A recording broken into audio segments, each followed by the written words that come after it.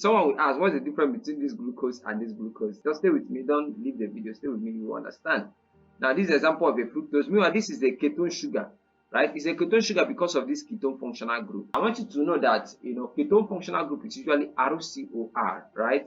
This will be serving as the R, this is the CO, and this everything here is the R. And this is an aldehyde sugar, right? So that's why we call this glucose an aldose sugar because of this what? CHO. Meanwhile, the functional group for aldehyde is what? RCHO. Now, let's look at the classes of carbohydrates. Of course, I want to tell you that we have 4 important classes of carbohydrates. Please stay with me in this video. Don't click off. Just watch the video to the end. You will learn a lot about carbohydrates. So this is not a chiral carbon atom. This carbon atom is not a chiral carbon atom. It is an achiral carbon atom. In this video, I want us to look at the biochemistry of carbohydrates, just as the title stated. Now, in this video, I want you to understand that in biochemistry of carbohydrates, we are focusing on explaining carbohydrates using the biochemistry knowledge. Does that make sense? And then we begin to say that carbohydrates are compounds of tremendous biological importance. Now, we say that they provide energy through oxidation, of course. They supply carbon for the synthesis of cell components. And then when you hear about synthesis, you're focusing on production, right, of cell components. And also we say that they serve as a form of stored chemical energy. Very, very important. And then we begin to say that they form part of the structures of some cells and tissues. These are some biological importance of carbohydrates. Meanwhile, the other day when I was teaching my students, I talked about biomolecules. And then I'm happy that we are seeing it here. We have 4 major biomolecules. Now, and then we begin to say that those are carbohydrates, which is what we're talking about. We have lipids, we have proteins, we have what? Nucleic acids. Does that make sense? Now, and we say that all of them are known as what? Biomolecules. Meanwhile, it's not just these 4, compounds that are made up of what? Biomolecules. We have other compounds too, right? But these are the 4 major ones. Now, we say that they are biomolecules because they are closely associated with living organisms. And also begin to say that carbohydrates are polyhydroxyl, aldehydes of ketone, derivatives. Does that make sense? And then we begin to see examples here. We have fructose, we have glucose, we have beta-D-glucose. These are some examples of what? Carbohydrate. Now, someone will ask, what's the difference between this glucose and this glucose? Just stay with me, don't leave the video, stay with me, you will understand. Now, this is an example of a fructose. Meanwhile, this is a ketone sugar, right? It's a ketone sugar because of this ketone functional group. I want you to know that, ketone functional group is usually RCOR, right? This will be serving as the R, this is the CO, and this everything here is the R. Does that make sense? So this is the ketone functional group. That's what we call fructose, a ketone sugar. And this is an aldehyde sugar, right? So that's why we call this glucose an aldose sugar because of this what? CHO. Meanwhile, the functional group for aldehyde is what? RCHO. I hope that makes sense. Now we begin to say that carbohydrates, not only sugars, of course, they are not only sugars. They include starch we find in the foods such as bread, pasta, and rice. So now you begin to understand that the term carbohydrate also comes from the observation that when you heat sugar, you get carbon and water. That's why we can say that carbohydrate is another name for what? Hydrated carbon. You understand? Hydrated carbon. You begin to see examples there. We have bread, you begin to see cane sugar, right? And all that. So yeah. Now let's look at the classes of carbohydrates. Of course, I want to tell you that we have 4 important classes of carbohydrates. Please stay with me in this video. Don't click off. Just watch the video to the end. You will learn a lot about carbohydrates. Now here, we have what we call monosaccharides, we have disaccharides, we have oligosaccharides, and then we have what? Polysaccharides. Meanwhile, when we are talking about monosaccharide, they just contain a 1 saccharide unit, right? A 1 saccharide unit. There is no bond holding them, just a 1 saccharide unit. And then we begin to say that they contain a polyhydroxy aldehyde of ketone unit. So we can have a monosaccharide as a ketone sugar or what? An aldehyde sugar. That's why we say examples here. We have glucose. As I stated earlier, glucose is what? An aldose sugar. And then fructose is what? A ketone sugar because of the what? Ketone functional group. And this because of the what? Aldehyde functional group. Now we also have disaccharide. Now disaccharide consists of 2 monosaccharide units linked together by a covalent bond. That's why you begin to hear about, lactose, you begin to hear about maltose, you begin to hear about sucrose. Do you understand? Now, when we hear about sucrose is formed when we have glucose plus fructose. So this glucose now plus this fructose, when they join together, they form this what? They form this sucrose. And there is a bond holding glucose and fructose because there are 2 different monosaccharide units. So when they come together, there is a bond holding them together. You understand? So now we begin to say that we also have lactose. And then when you hear about lactose, lactose is all about glucose plus what? Galactose. We'll talk about the disaccharide in full. And then we also have what? Maltose. And then in maltose, we are talking about glucose plus what? Glucose. So two glucose units join together to form a what? A disaccharide. And I've given you 3 examples of what? Disaccharide. And then let's look at oligosaccharide. They contain 3 to 10 monosaccharide units. So here now we have just 2 monosaccharide units in disaccharide. In monosaccharide, we have 1 monosaccharide unit. But when we come to oligosaccharide, you can have either 3, either 4, 5, 6, up until what? 10 monosaccharide units. And then we have example maltotriose, and also we have what? Raffinose. Those are what? Examples of oligosaccharides. Now, polysaccharides contain very long chains of hundreds or thousands of monosaccharide units. You know, they can be straight, they can be branched. Yes, they are very, very long. They are very long in the sense that they contain, you know, more than 10 monosaccharide units. Does that make sense? Meanwhile, in oligosaccharide, you're talking about 3 to 10. But in polysaccharide, we're talking about what? More than 10, hundreds or thousands. And then sometimes they're usually in straight chain, and sometimes they're usually in branch chain, in the sense that when it goes straight, it branches out, it branches out, and all that. Examples, we have what we call the glycogen and the what? The starch.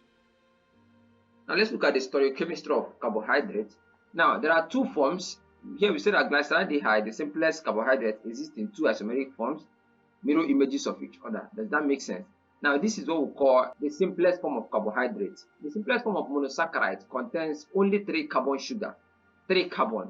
So when we're talking about carbohydrates, we're talking about carbohydrates with 3 carbon, 4 carbon, 5 carbon, 6 carbon. You understand? And above, that's why we can have 7 or 8 in some cases. So now I want you to understand that this is the simplest carbohydrate, which is glyceraldehyde, that contains what? 3 carbon atoms. Where we have, this is the first carbon, the CHO is the first carbon, the C is the second carbon, and this is the what? The third carbon. This is the first carbon, second carbon, third carbon. Now there's what we call mirror images of each other, right?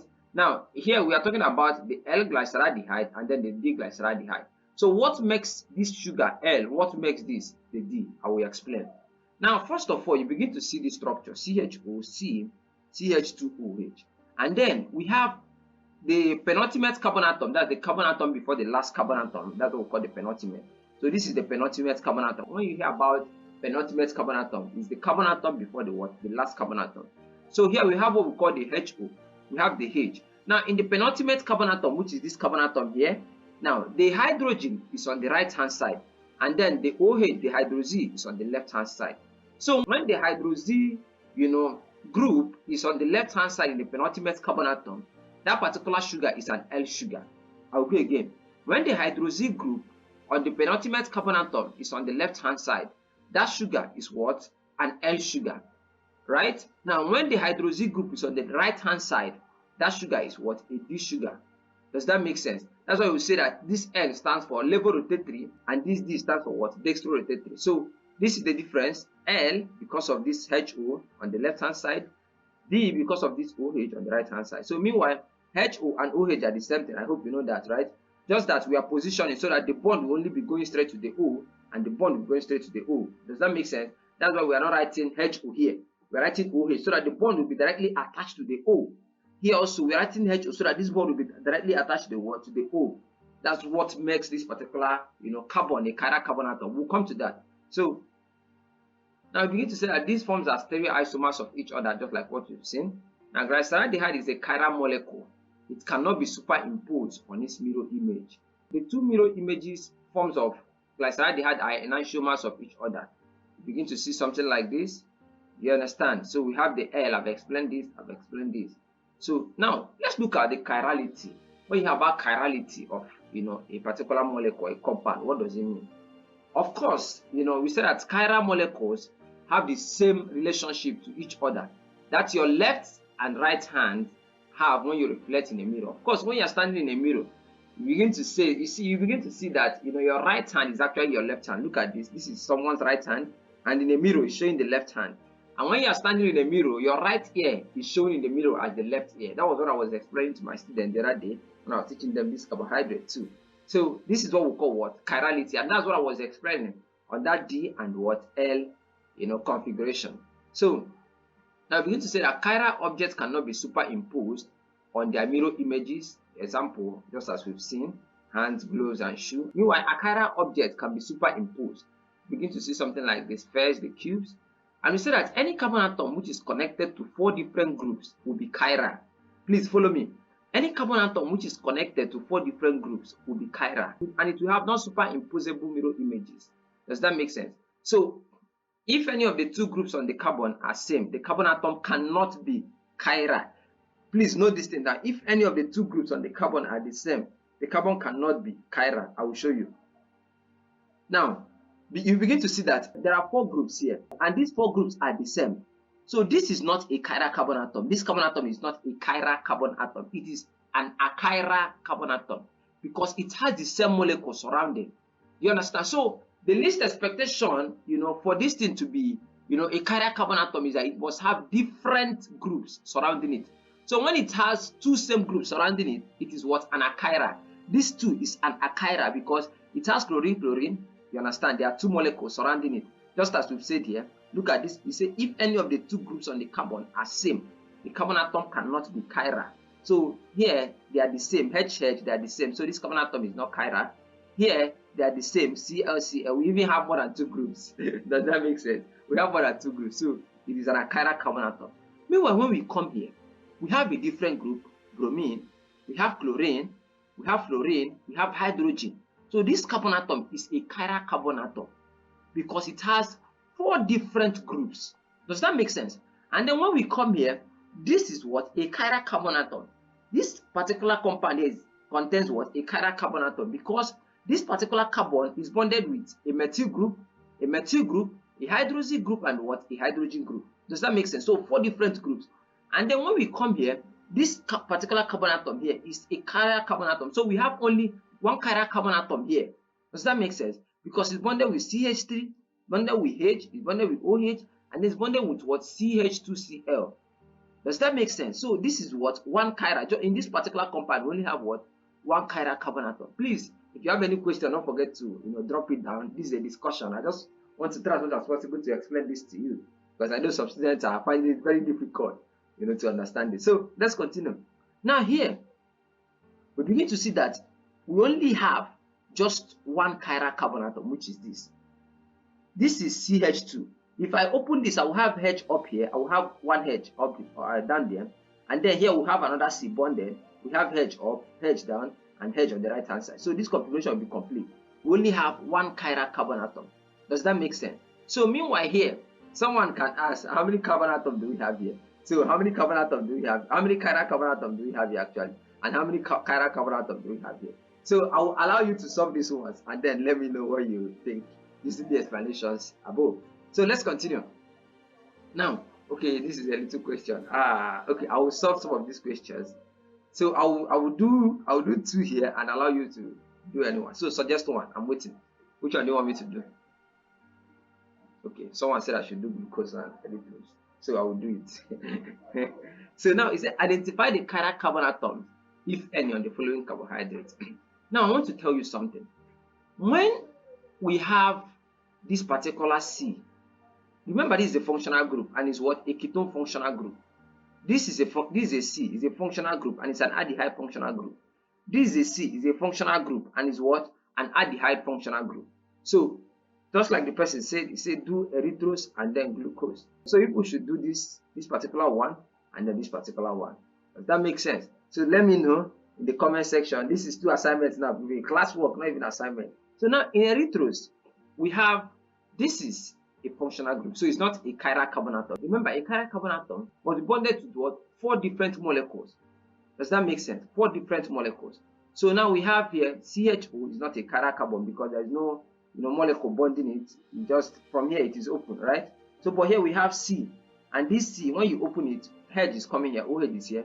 So we have 1, 2, 3, 4. So it's a chiral carbon atom. This is a chiral carbon atom too. So here we only have 2 chiral carbon atoms. You understand? In erythrose, we have what? 2 chiral carbon atoms. And as I said, it is a chiral carbon atom because it is bonded with what? 4 different molecules. Here we have hydrogen bonding, we have OH bonding, we have CHO bonding, we have CHOH, CH2OH bonding to this particular carbon. So this carbon is what? A chiral carbon atom. Same with this one, is also what? A chiral carbon atom. We have OH bonding, we have H bonding, we have CH2OH bonding down, we we have CHOH bonding up. You understand? Making it what? 2 chiral carbon atom here. And here, you need no explanation that this is 1 chiral, 2 chiral, 3 chiral, and what? 4 chiral carbon atom here. So in this particular structure of glucose, there are what? 4 chiral carbon atom present. Does that make sense? 1, 2, 3, 4. So I want you to do this one and let me know. It's not hard. You know, then in our secondary school, a teacher will tell you, I'm giving you a classwork or an assignment. A classwork or assignment is usually the hardest part. So that's why I'm giving it to you. So let me bring in that knowledge so that you do it. Yeah, I just hope you get it. If you don't, just let me know in the comment section. We'll work it together. So that is it. I hope you got what we mean by chiral carbon atoms in carbohydrates. Now this is the 2N rule. In the 2N rule, we are looking at the possible number of stereoisomers, and then we're using the number of what? Chiral carbon atoms to determine it. Just look at what they say here. They say when a molecule has more than 1 chiral carbon atom, each carbon can possibly be arranged in either the right hand or left hand form. Thus, if there are n chiral carbon atoms, there are 2n possible stereoisomers. Here we have just what? 1 chiral carbon atom. You know why we have 1 chiral carbon atom? Because this is a different one, this is a different one, this is a different, and this is what? A different molecule. So they are what? Different what? Molecules surrounding, or different atoms, or different substance surrounding this particular what? Carbon atom. Does that make sense? So that's why we have 2n rule. And 2n rule, that n is the number of what? Chiral carbon atom. How many do we have here? 1. So 2 raised to power 1 is what? 2 possible isomers, stereoisomers rather, for this. Here, how many chiral carbon atom? Can someone tell me? Can someone tell me? I'm waiting. Okay, I just heard someone say 2. So you are correct, it's 2. It's 2 because this is 1 and this is 2. Do you understand? And then this is a chiral carbon atom because it has 4 different molecules surrounding it. Hydroxyl group, hydrogen group, and this what? This CH2OH. Does that make sense? This alcohol group. I don't know if that makes sense. Good. And here we have what? The methyl group, OH, H, and then all this surrounding. So this 2 is a what? A chiral carbon atom. So 2 raised to power n, where n is our number of chiral carbon atoms, 2 raised to power 2 equal to what? 4 possible stereoisomers. You understand? So here we're going to look at the number of possible stereoisomers. That's the question using the 2n rule. If you have 1 chiral carbon atom, how many stereoisomers are you expected to get? So let me solve 2 here using this particular one here. So let's calculate the number of chiral carbon atoms. This is not a chiral carbon atom. This is not a chiral carbon atom. This is not a chiral carbon atom because it is the starting. Usually, the functional groups are not the chiral carbon atom. They are not the chiral carbon atom. This is what? CH2OH. This is CH2OH. Of course, you know that this is what? Alcohol. You understand? So CH2OH, whenever it ends with OH, is what? An alcohol group. So CH2OH is also what? A functional group. So is what? Is an alcohol group. So meanwhile, CO is also what? A functional group. It's not a chiral carbon atom. So when any carbon is bonded with a functional group, it is not a chiral carbon atom. Do you understand? What do I mean by functional group? Because this one is starting. This is CH2OH. There is the first carbon here. So this is the first carbon. There's no way it's going to be a chiral carbon atom. Because if I open H and then bring in H up, H here, OH, you begin to see that we are having the same number of molecules, H and H. And that's so bad. You understand? So it's not a chiral. And this 2 is not a chiral. So if we begin to count chiral, we start from here, 1 and 2. These are the what? The 2 chiral carbon atoms because of the what? The 4 different structures surrounding it. That's what makes this 2 what? A chiral carbon atom. If I want to calculate the number of stereoisomers, I will talk about 2 raised to power n. Does that make sense? Which will give us what? 4 stereoisomers. Does that make sense? And if I come here, if I want to calculate the number of stereoisomers, possible stereoisomers that will be out, I will start from here. This is the chiral 1, chiral 2, chiral 3, and chiral 4. Does that make sense? So in every glucose, we have what? 4 chiral carbon atoms and 2 raised to power 4. Of course, you know that we're talking about 2 times 2, 4, 4 times 2, 8. It should be 16, if I'm right. So, yeah. And then here, we also have number of chiral carbon atoms is what? 2. By now, you should know that. Here, we have how many? 1. By now, you should know that too. So, and then if you want to calculate the number of stereoisomers, 2 raised to power 1 is what? Is 2. 2 raised to power 2 is what? 4. So, this is cholesterol, number of possible stereoisomers. You understand? So we begin to see that here we have 1 chiral carbon, 2 chiral carbon, 3 chiral carbon, 4 chiral carbon, 5 chiral carbon, 6 chiral carbon, 7 chiral carbon, 8 chiral carbon. Meanwhile, I have a prize for those of you that will be watching this video up to this point. If you tell me the scientific name of cholesterol, the biochemistry name of cholesterol, I'll give you something, and I'm being serious about it, no matter wherever you're watching from. If you tell me, the biochemistry name of this cholesterol, I will give you something. Now we say name is stereoisomers, right? Good. Now when there is more than one chiral carbon center in a carbohydrate, look at the chiral carbon farthest from the carbonyl group. You understand? If the hydroxyl group points to the right when the carbonyl is up, it is the D isomer. When the hydroxyl group points to the left, it is the what? L isomer.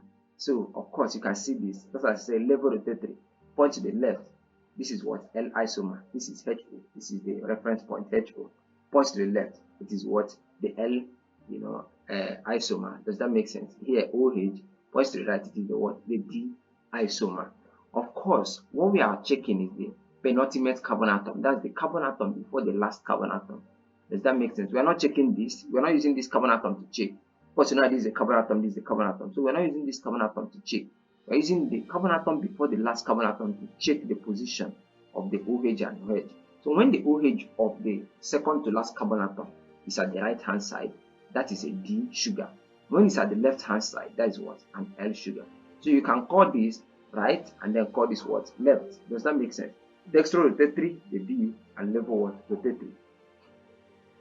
They say draw Fisher projections of the D and L lactic acid. You understand? So if you want to draw this, what you have to focus on is what's the carbon atom before the last carbon atom? Position the OH at the right hand side. If the OH is at the right, it is what? A D lactic acid. If the OH is at the left, it is what? An L lactic acid. Same thing with this glucose. Drawing the D and the L glucose. Of course, this is a natural glucose. And natural glucose usually comes in the form of what? A D glucose. Does that make sense? So here, the OH is at the right hand side, so it is D. If I want to write this, my OH will be what? Now at the what? The left hand side. Does that make sense? If I want to write the L, glucose. The same thing happens in this what? Alanine, D and L. The same thing. So now let's continue. We begin to look at the following compounds D and L drawing the mirror images too. Here we begin to have CHO. This is Lactose. You understand? So drawing the D and L. Here is Lactose. So this Lactose now, of course, naturally this is a D Lactose. So we'll now draw the L Lactose. Does that make sense? Now drawing the L Lactose simply means that this one will come over. And then remember, we're talking about mirror images. Mirror images simply means that we are talking about the opposite direction. I don't know if you're getting what I'm saying. So that is it. Now here we have fructose, the same thing. HO here to the right because it's D, HO here to the left because it's what? L. So when we are drawing it, naturally, when we are talking about fructose, this is how it comes. Sugars naturally comes in that D form. Do you understand? So unless when you are being asked to draw the D or the L form, that's when you begin to identify, say this is the D or L form. And then drawing the D form, of course, you should know that the OH, right? L form, the OH should be on the left. Now let's look at monosaccharides. Now classification of monosaccharides, because this video is getting long, so I want to round it off. Now, of course, they are the simplest of the carbohydrate, and they are classified according to the number of carbon atoms they contain. Just to reiterate again, I told you that whatever that we call carbohydrate, it starts from monosaccharide, right? And then monosaccharide, the least number of carbon atom in monosaccharide is 3. And that's why we call it what? Trioses. So there is no carbohydrate with 2 carbon atoms. It is not done. That is not a carbohydrate. Does that make sense? So we have 3 trioses. When it has 4 carbon atoms, it's tetroses. When it has 5 carbon atoms, pentoses, hexoses. You understand? And the presence of aldehyde indicates the aldose sugar. The presence of ketone indicates the what? The ketose sugar. And that's why glucose, as I said earlier, is what? An aldohexose. Aldohexose is in the sense that it's an aldose sugar with what? 6 carbon atoms. Hexose, 6. And then ribulose is a ketopentose. Ketone, functional group. Pentose, 5 carbon sugar. Does that make sense? So let's look at glucose. Glucose is how many? We say 6 carbon sugar. Aldohexose. So this is carbon 1, carbon 2, carbon 3, carbon 4, carbon 5, and what? Carbon 6. Does that make sense? So this is what? A 6 carbon sugar. Now it's a glucose and it's what? A hexose. You understand? It's a hexose sugar because it contains what? 6 carbon atoms. And then we call it an aldose sugar because of this functional group, CHO. Aldehyde contains the functional group what? ROCHO. So this is CHO. Does that make sense? And then if we come to ketopentose, this is ketose sugar. Now this is ribulose. Now it is ribulose because it contains 5 carbon atom and it was a ketone functional group sugar. So this is the ketone functional group. So let's count the number of carbon atom present. We have 1 carbon, 2 carbon, 3 carbon, 4 carbons, and 5 carbon atoms. This is why it's called a pentose sugar, 5 carbon. Now, of course, ribulose is not just the only pentose sugar we have. Ribose is also a pentose sugar. You understand? Deoxyribose, a pentose sugar. Deoxyribose and ribose sugar are the sugars we find in DNA and RNA respectively. That helps in the formation of these nucleic acids too. So now this is it. Now you see classify the monosaccharides, according to if it's a keto, pentose, a keto, triose and all that. So this is, first of all, this is a ketone sugar. I hope you know that. And then this is 1, 2, 3, 4. So if it's 4 carbon, if it contains 4 carbon atom, how many? What do we call it? A tetrosis, right? So this is a keto tetrose sugar. I don't know if you get it. 1, 2, 3, 4. So this is what? A keto tetrose sugar. And then if you come here, this is an aldehyde sugar, CHO. Does that make sense? So this CHO is the same thing as this. Don't be confused. That CHO is the same thing as this. It's just that we open it, H comes here, double bond O, because this particular thing is not balanced and all that. So it's unsaturated. So now here we have CHO, that's carbon 1, carbon 2, carbon 3, carbon 4.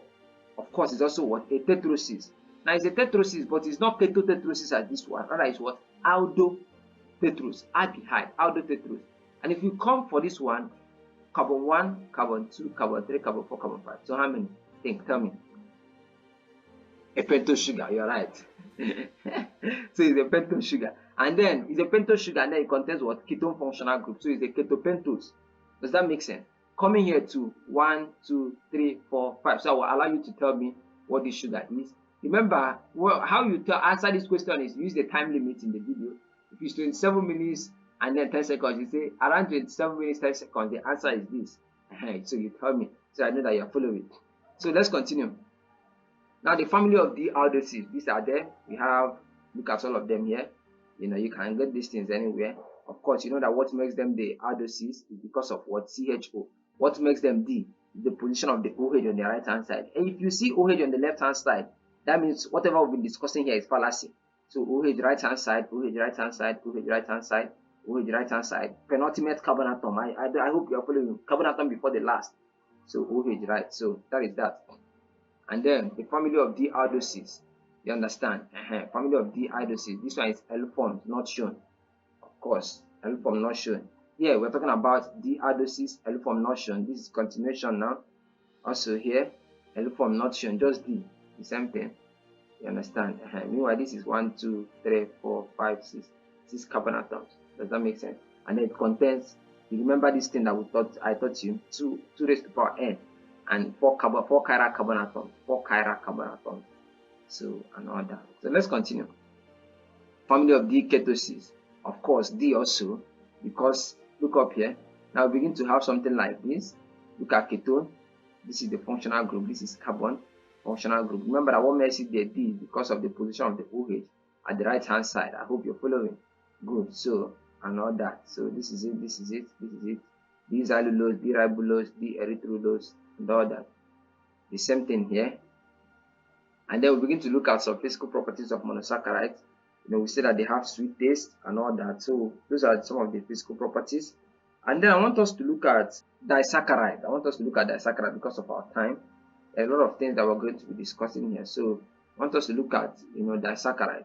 Now disaccharides and oligosaccharide. Disaccharides, two monosaccharide units linked together through a glycosidic linkage to form what? A disaccharide.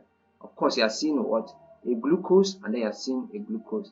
Remember, this is alpha glucose. Meanwhile, I want to explain something. So it is an alpha D glucose because of the position of the OH down and then the H up.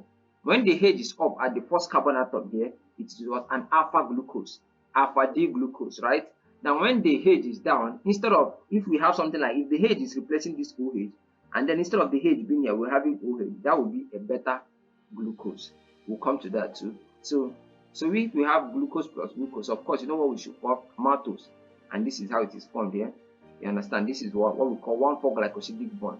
Why is it 1,4? It is 1,4 because the first carbon atom here bonds, and then we have the fourth carbon atom. Of course, if I'm counting, I have something like 1, 2, 3, 4. You understand? I have 5, and then I have 6 carbon atoms. Does that make sense? I said 1 carbon atom, 2 carbon atoms, 3 carbon atoms. I hope you're seeing where my mouse is pointing. 4 carbon atom, 5 carbon atom, and then this carbon atom 6. So if I have, look at the reaction. If I bring this man down here, I bring this man down here, you begin to see that, look at, this is almost the same structure. Remember that when we are actually forming this disaccharide, water is giving up, water is formed. I don't know if you're getting it. Good. So now here we have what we call glucose plus glucose. This is the first carbon atom. Remember what I told you, 1, 2, 3, 4, and all that. This is the first carbon atom. If I also start counting from here, 1, 2, 3, 4. So it is bonded with the first carbon atom and the fourth carbon atom. That's why we say alpha 1, 4. Remember, it is alpha because of this OH down and the H up. It is alpha because of this OH down and this H up. So this is alpha 1, 4. That it is bonded with the first carbon atom, the first carbon atom of the first glucose and the fourth carbon atom of the second glucose. That's what makes it alpha 1, 4 glycosidic linkage. So water was formed and all that. So these are some of the disaccharides, how maltose is being formed and all that. So yeah, let's continue. Meanwhile, this is what a beta, D-glucose looks like. Now in the beta simply means that the OH is no longer down, the OH will be up. Does that make sense? That's what makes a beta glycosidic bond, or a beta D-glucose. So a beta D-glucose actually. So maltose is a malt sugar. It is produced in germinating seeds. All these things you can read them from anywhere. What I want to teach you is the structure. That's what we're talking about biochemistry. Lactose, they are milk sugar, constituting 25% cow milk and all that. So now important disaccharide, this you can read these things anywhere. How they are known as stable sugars and all that. So now let's look at oligosaccharide. Very important.